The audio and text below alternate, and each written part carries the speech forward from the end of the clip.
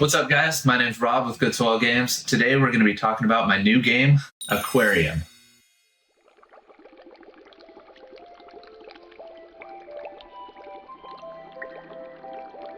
Aquarium is a competitive game where each player struggles to be the last remaining fish in a poorly maintained environment.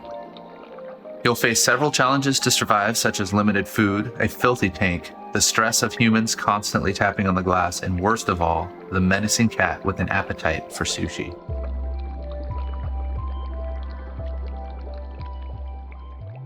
Setup is fast and easy. Every player is going to take a player board, a fish of their choice, and the color gems that match that fish. Players will place their gems at the beginning of each track on their player board. Place the cat's paw on the top of the board, reaching down 2 spaces deep. Each player will place their fish anywhere on the board, not adjacent to another fish. Place the food and poop tokens in reach of all players. Each player will place one of each type of food anywhere in the top row. Shuffle the event deck. Shuffle your cards. Once you've neatly shuffled the cards, place them next to the board.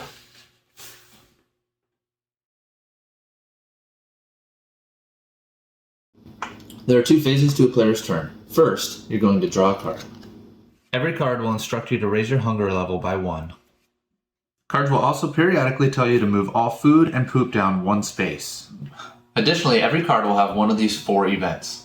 You may be instructed to move the cat's paw as many as 5 spaces. In this example, we'll move it 2. For every food that you pass over, the cat will remove it from the game. However, the cat does not remove poop from the game. As the cat's paw touches a fish, it is going to deal 5 damage. If you don't move this fish from this space by the end of your turn, you will suffer that damage once again. Or your card may instruct you to put various types of food at the top of the tank. If a card has informed you that a human has tapped the glass, all players will gain 1 stress point. Or finally, the card may conflict your fish with a case of diarrhea. So for phase 2, you can take up to 4 actions, and your actions include moving 1 space, eating 1 food, pooping, or if you're on the same space as another fish, attack the fish.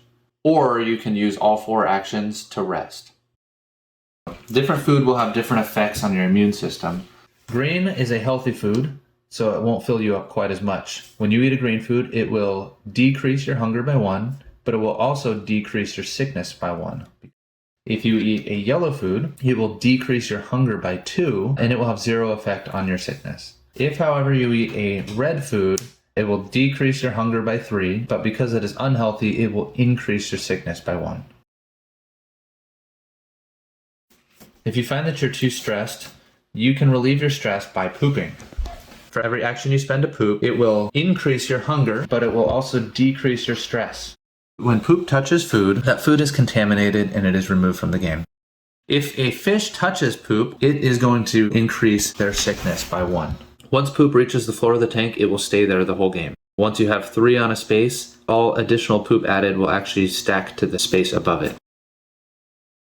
So that's Aquarium. Some things that people love about this game: it is super fast to set up, super easy to teach, it plays pretty quick. The rules are very light. However, the strategy is very heavy. So you have the option of playing with some people who are pretty experienced with board games, and you can also play it with people who are not. And it's going to play just fine with both sets of people. I hope you have as much fun with it as I have, and I will see you later.